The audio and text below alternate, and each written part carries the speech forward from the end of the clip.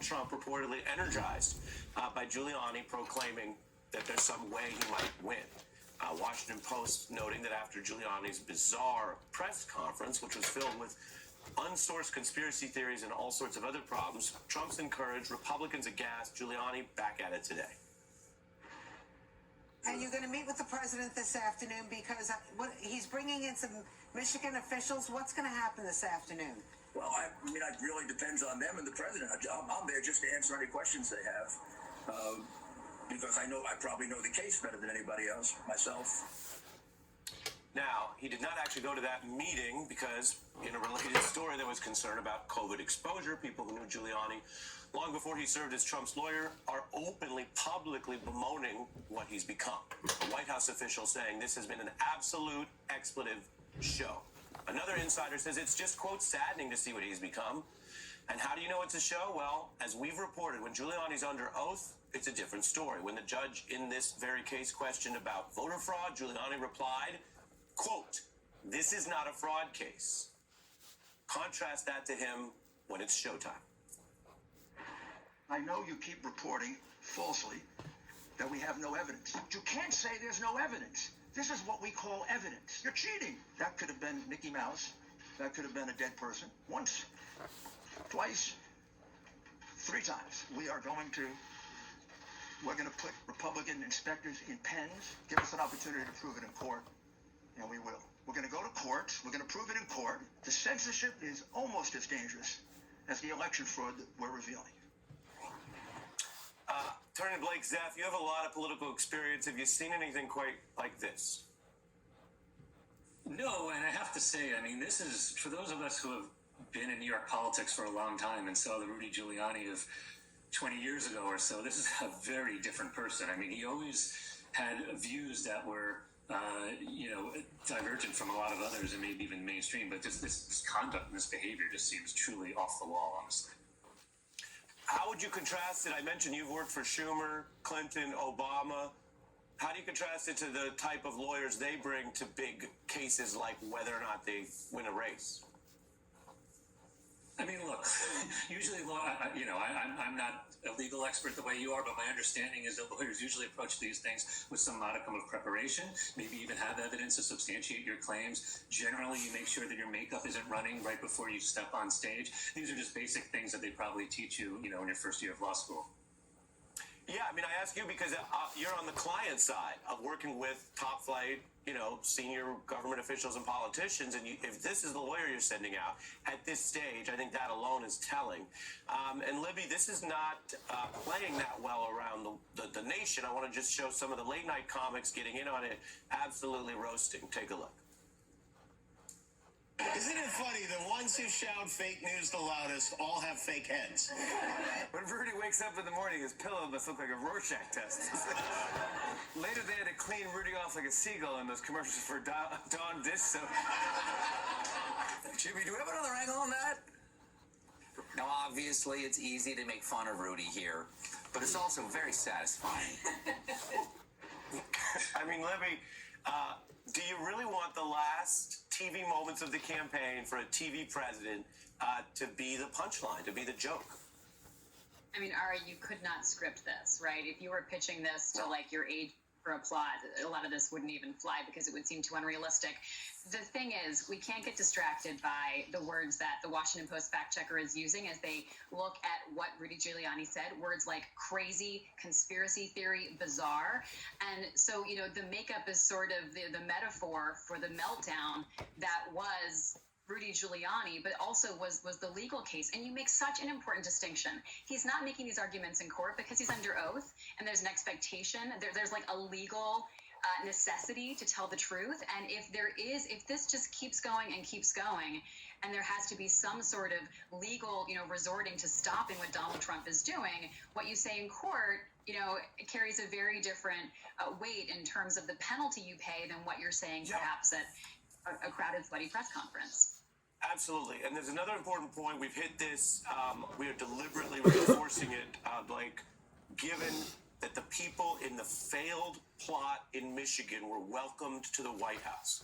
I think, even though I've tried to be very clear with everyone about the limits of all these theatrics, the substance, and we've had experts, including civil rights leaders on this program, to talk about the substance, is dead serious. And so to remind everyone, Blake, for your analysis on that component and the racial discrimination of trying to toss only certain votes, only votes out of Detroit, we want to show again what happened in that failed clash in and around Wayne County. Take a look. I would be open to a motion to certify communities other than the city of Detroit. We want to certify this election the way we're supposed to, or we're not going to be playing games and picking out the people of color. That's not going to happen. Shame on you. Shame on you for leading to this level of corruption. You have disavowed your right to even sit in the seat that you occupy. You are a disgrace. Blake? Yeah, it's disgusting, it's corrupt, it's racist, and we were just joking around a little bit about, or I was, about Rudy's makeup, but let's be really serious about this. In this case, the election's not really that close. Joe Biden won by more than 70 electoral votes, more than 6 million popular votes, so this gambit isn't going to work. But let's be really clear about something we learned, that the Republican Party and many major figures within the Republican Party were very intent and very happy to try to attempt to undo an election. They wanted to overturn the result. They were very serious. They're taking it as far as they possibly can go, and there aren't a lot of people trying to stop them. And again, not going to work in this case, but can you imagine if this was much closer race, if this was just a one-state difference, just a few electoral votes, an even popular vote, that kind of a thing, then this would really become a very different situation, and I think it's really important to remember that that's what we're dealing with.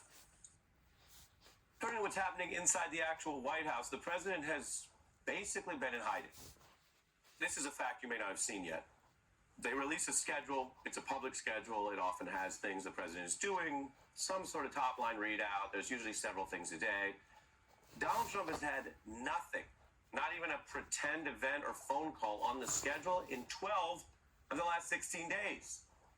NBC analyst and presidential historian Michael Beschloss puts it like this: when before in history have we seen a president of the U.S. disappear from public view like this?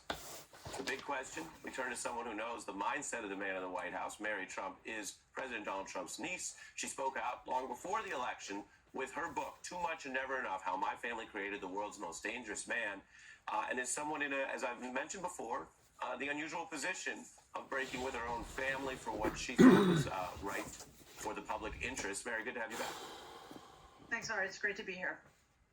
Of all the ways this would have ended, I'm not sure that any of the many people who've spent, perhaps we might argue, too much time and energy thinking about this man would have thought it would have been this quiet, this much hiding out, this much what the kids call subtweeting, and having other people speak for you. I'm curious what you think, as it's become clear, not that he's processing or waiting, but that the loudest man in the world has gone mute for a while. Well, Donald is a coward. He is a small, racist man who lost decisively and can't handle the fact that he lost. He's also desperate because he knows once he loses the power of the Oval Office, he has enormous debts that are going to be called, and he has potential prosecutions awaiting him. So I'm less concerned about his having gone silent. First of all, it's kind of a relief. And secondly, it just underscores how ill-equipped he is to meet this particular moment. I'm infinitely more worried about the people who are doing his bidding. I'm consistently shocked to find that there are people even weaker than he is on the planet. And then, of course, we have the craven opportunism of Republican leadership, and they're the people we should really be focusing on right now. Yeah, it's a great point when you look at how much support there is, even with the clear fact that he's lost and is leaving the White House for political or other reasons, to support the disenfranchisement, what I called the both racial and First Amendment free speech discrimination at the top of the show, which is ongoing as an effort, although I pointed out why it has limits in its efficacy. You mentioned what you call cowardice. We heard from someone who knows his way around pretending or acting as a tough guy, but who's also, like you, been very critical of Donald Trump. That's the great Robert De Niro. I want to play just a little bit of what he had to say. It's like being in an abusive relationship. We don't know what's going on. Nobody knows. From one day to the next, I don't even think he knows what's going on. And that's what he's capable of. Just not respecting anything. It confounds me how he ever got to be elected, but he did. I think there's a screw loose there. Mary? Well, that's an understatement. But yes, I agree. Donald is acting out of instinct and the desire for self-preservation. That's about it. Again, what is so worrisome is that so many people in positions of power are willing either to support his anti-democratic, potential coup, or who are remaining silent. People like Mitch McConnell, who, for reasons of, just wanting to hang on to power, is completely willing to let this unfold because he needs Donald's base on January 5th, and he needs Donald's base in 2022. It's despicable. And on top of everything else, we lost almost 2,000 Americans yesterday because this administration and Republican leadership are doing absolutely nothing. Yeah. When you look at what the off-ramp is, there is reporting on this. It does matter because, for one thing, the problems that you and others are diagnosing with the Republican Party's relationship with Donald Trump don't just magically end on January 20th, even when he will literally be out of office and out of power and not have that federal immunity and all those things. Because he could go away. I mean, people don't hear much from George W. Bush as a former Republican president, for example. Or he could try to make himself a really big presence in the party. He could run again or threaten to run again. He could do this media company. Here's what NBC is reporting about this plan for the off-ramp. Trump's advisors talked to him about what the end looks like, using the word conclusion rather than concession. One, quote, off-ramp being recommended as a, quote, conclusion is that he admits Biden will enter the White House on January 20th while continuing to allege the results are questionable. Given your knowledge of your uncle, how natural is that for him to try to find what would here be, as a journalist, I would say, a lie and a grievance to ride for however many years? Because that could matter in American life and politics. I think that's the most likely outcome here, but unfortunately, it's also the most dangerous. He's going to continue to interfere with the incoming administration. He's going to continue to undermine. And again, as long as Republican leadership steps aside and allows him to do it, it's going to be it's going to continue to erode people's faith in the system. It's going to continue to erode our democracy, and we're going to have to hope that the Biden administration is going to be willing to hold these people to account. Yeah. It's interesting you mentioned about holding to account. We were reporting last night about signals coming out of some Biden advisors anyway about that issue, and that's a big and live one given the level and range of alleged improprieties. Mary Trump, thanks for coming back on the beat. Larry, whether you remember it or not, Michael Steele knows his way around at least what we consider a lower rent version of late night. He stayed up late with us on all those debate nights and even busted out his own Muppet from your same Daily Show, which breaks the rule that says you can't talk to your own Muppet live on cable news, Michael. Yeah, exactly. Look, I have to tell you, Larry and the ladies and gentlemen over at the Daily Show beat the crap out of me for 2 years on the program, and it was such fun to go back and watch. And Larry's so right about the humor.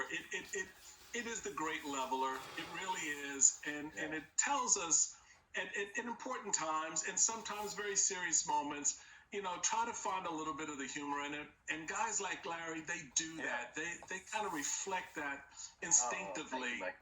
And it's good. No, seriously, man. I mean, and it's good, and certainly being, the only black correspondent on that program, that's an important first step for the rest of us brothers out here who are looking for role models. So you play a double role here.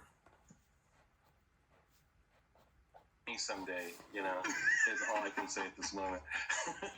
Well, that's the last question. We're looking at it now when he was with Jon Stewart. Larry, MSNBC viewers have come to know the many Michael Steeles. Do you like better the original RNC chairman, the new Michael Steele, who said that because of Trump's leadership and record, he was breaking with his party to endorse Joe Biden, or the third choice, the original Muppet Michael Steele? I'm always going to prefer the Muppet because the Muppet has a type of facial hair that humans just can't achieve, you know. And it's fantastic. It's this fuzz that it's coming at you, but it's kind of spreading out at the same time. See what I mean? It's just a beautiful type of thing. Hold on, fact check. You know? Are you talking about the fuzz, the blue fuzz, or the actual mustache? Yes. No, the mustache and the hair on top, all of it. I mean, you can't duplicate that. It's fantastic. You know, Michael's been trying to duplicate that, but he has not been successful as far as I'm concerned. I don't care whether he's trying to hide in the Republican Party or trying to act like, you know, he's a woke one too. You know, whatever, Michael. You know, you're never gonna outdo your Muppet. Sorry, Larry, I'm running out of time, but you know there is a lyric. There is a lyric that applies to this. Uh-oh. What can it be? From Young M.A., Yes. We in the streets like Sesame. There you go. There you go. And the day's number is 3. I thought Michael, the number of the day was 270, and only one side has it. Well, look, I can only thing I have to say about 270. The only way Donald Trump gets to 270 is if he loses 50 pounds. So we can just let that go and move on. All right. We'll end with the heat.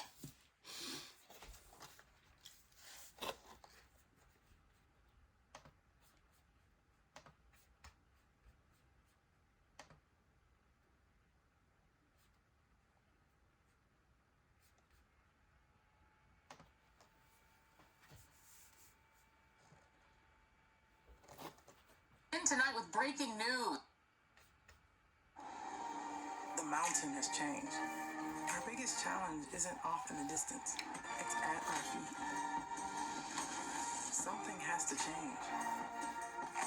Let's be the change we seek.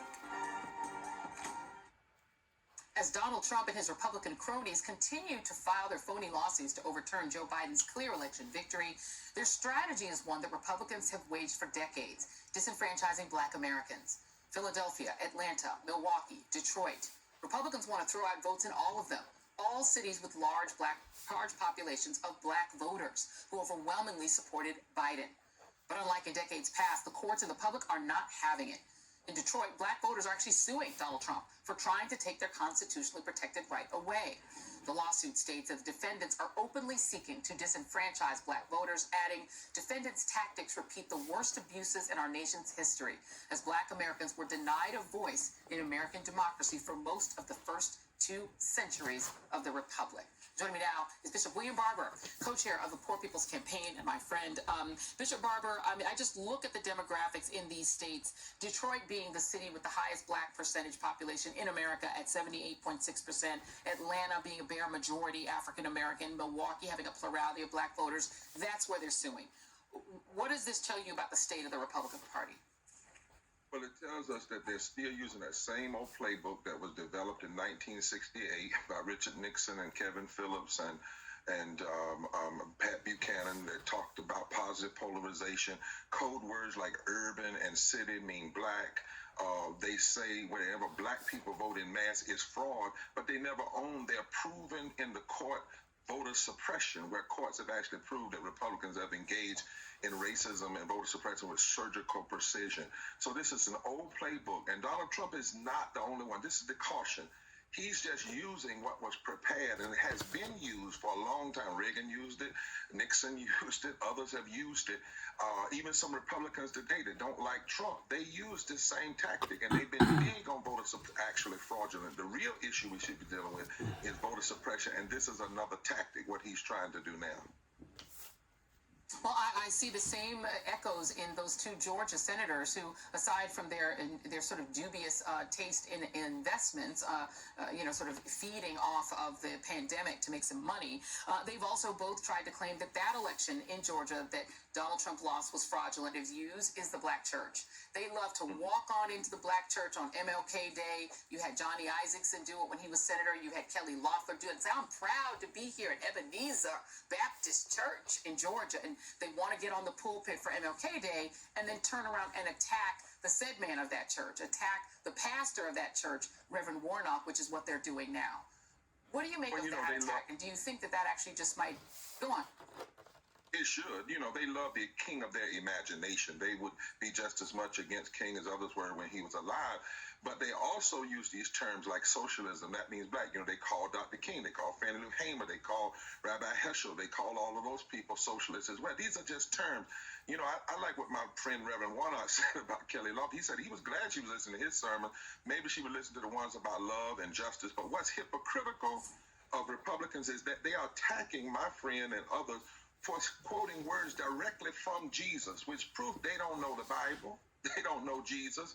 They wrongly think Jesus, who was a healer and a lover of the poor, was actually anti-health care, anti-living wages, anti-poor, anti-gay, anti-Palestinian, pro-gun, pro-war, pro-tax cuts to the wealthy, pro-racism, and pro-Trumpism. That's just wrong. What they do is they say so much about what God says so little, and so little about what God says so much, and they're scared of a Warnock, and they're scared of a Jewish brother running, because they are two people who actually know what religions say about love and justice and mercy and how to engage that in the public square. And you know what? They should be scared, because millions of people of faith and religious leaders are riding that religious nationalists and extremists have tried to take in the name of republicanism. The behavior he's modeling is that when the G20 is meeting to try to stop this global pandemic all over the world, he's just out golfing. He just doesn't care. And so and we know that not everyone really even listens to him. There are people who wouldn't give Trump the time of day, but it feels like the messaging is so consistent that people just want to party, and he's the partier in chief. Yeah, absolutely, Joy. That's right. And not only that, candidly, you would think that he would even want to take some pride in these vaccines and some of the research and funding that helped lead us to a place where we actually have some potential vaccines for the G20 to celebrate. He's not even willing to talk about the potential for the United States to act and do its part in getting the world vaccinated safely. Forget about any of that. But I really hope what Congresswoman Waters said is she is absolutely right, that we need to appeal to people. We need to tell them it's not about you. It's about helping healthcare workers who are literally sacrificing their lives. Almost 2,000 healthcare workers have died taking care of COVID patients and counting. So it's not about you. So let's try to do what we can and give my friends a break who are doing this on the front lines every day.